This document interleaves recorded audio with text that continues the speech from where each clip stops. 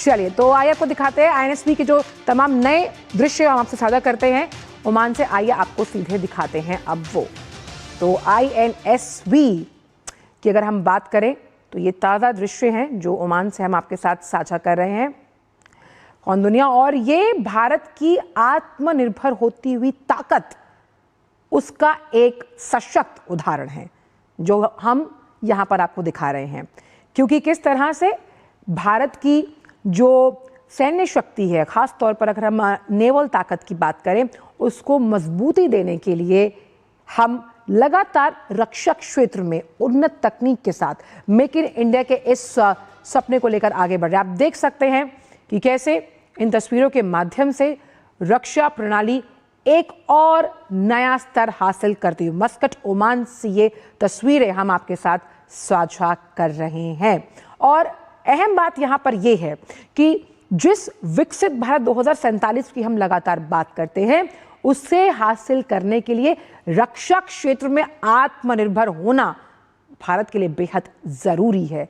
और उस लिहाज से ये तस्वीर उसी सशक्त होते हुए भारत की बहुत अहम तस्वीर है। आईएनएसवी कौन दुनिया की अगर बात की जाए तो कैसे ये जब कमीशन होगा और इससे सैन्य शक्ति के विस्तारीकरण में, मजबूती में और ज्यादा अहमियत हासिल हम कर पाएंगे।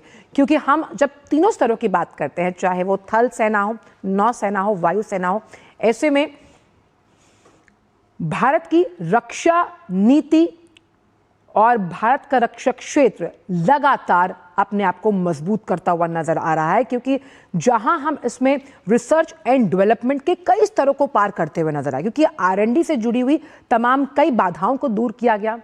ज्यादा प्रोक्योरमेंट जो है वो भारतीय साजो सामान से इन्हें बनाया जाए, उसमें कई बाधाओं से हमने पार पाई। और ये इस बात का परिचायक है कि कैसे भारत की रक्षक शक्ति जो है वो हर वैश्विक पटल पर अपने निशान को छोड़ती जा रही है। और ये उस उदय होते हुए भारत की तस्वीर है जहां रक्षा क्षेत्र में हम लगातार आत्मनिर्भर हो रहे हैं। एक वक्त वो भी था कि हमारी निर्भरता साजो सामान, तकनीक, जो टेक्नोलॉजी ट्रांसफर को लेकर एक हिचक हमेशा से देशों में रही है, खास तौर पर जब डिफेंस सिस्टम को मजबूत करने की बात करते हैं।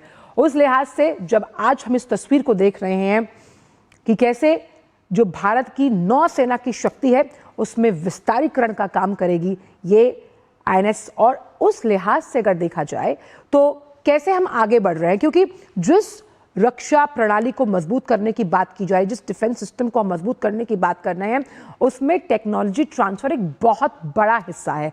और ऐसे में अगर तमाम जो कलपुर्जे हैं, जिस तरह से इसकी तैयारी की जाती है, वो अपने आप में दर्शाती है जिस मेक इन इंडिया, यानी कि वो कहते हैं ना, make in India make for the world.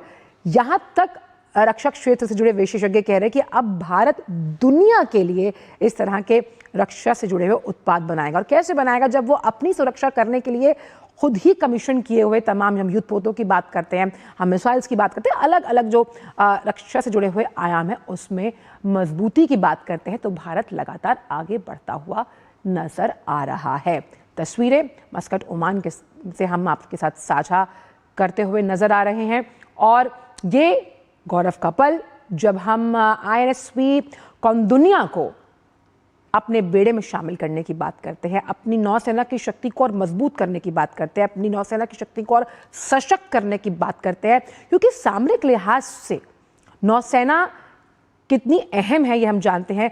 कई ऐसे मिशंस पर इस तरह की जो तमाम युद्धपोत हैं वो कितने कारगर साबित होते हैं ये हम सभी जानते हैं। और ख़ास तौर पर इनका जो तमाम, अगर हम इनके मेकिंग की बात की जाए कि किस तरह इन्हें बनाया गया है, कैसे रक्षा क्षेत्र में आगे बढ़ने के लिए इसे मेक इन इंडिया से जोड़कर देखा जा रहा है, तो ये एक अलग ही कहानी बयां करते हैं।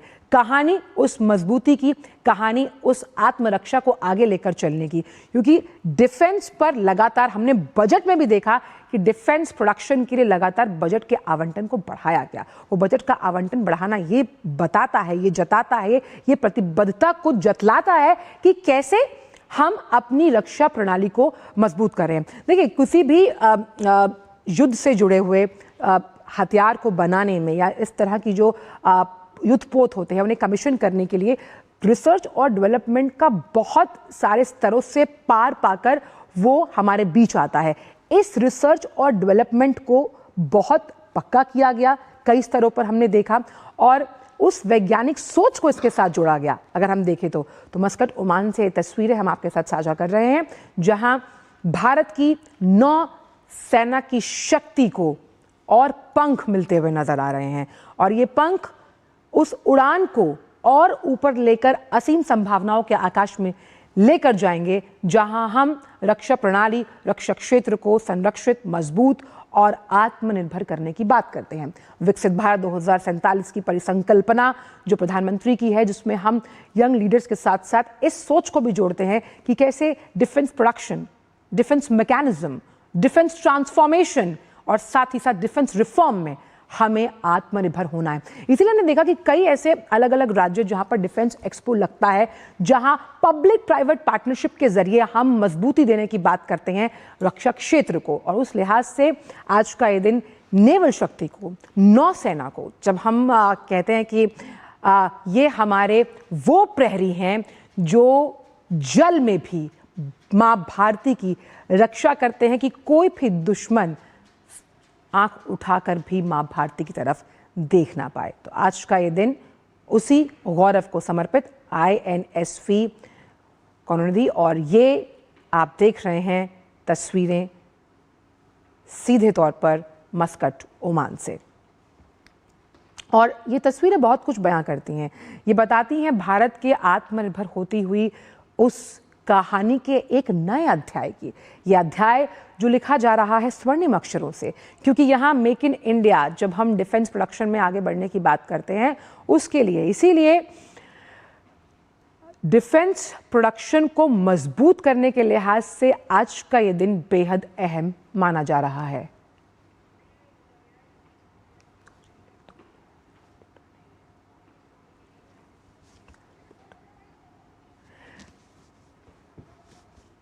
तो आज का दिन बेहद अहम, जहां रक्षा क्षेत्र की मजबूती के साथ साथ नौसेना के लिए ये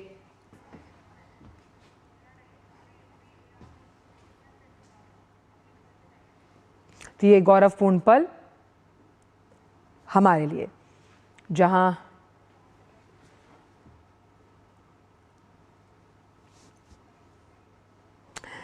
तो देखा आपने किस तरह से भारत की रक्षा प्रणाली, डिफेंस सिस्टम, मैकेनिज्म लगातार मजबूत होता हुआ नजर आ रहा है।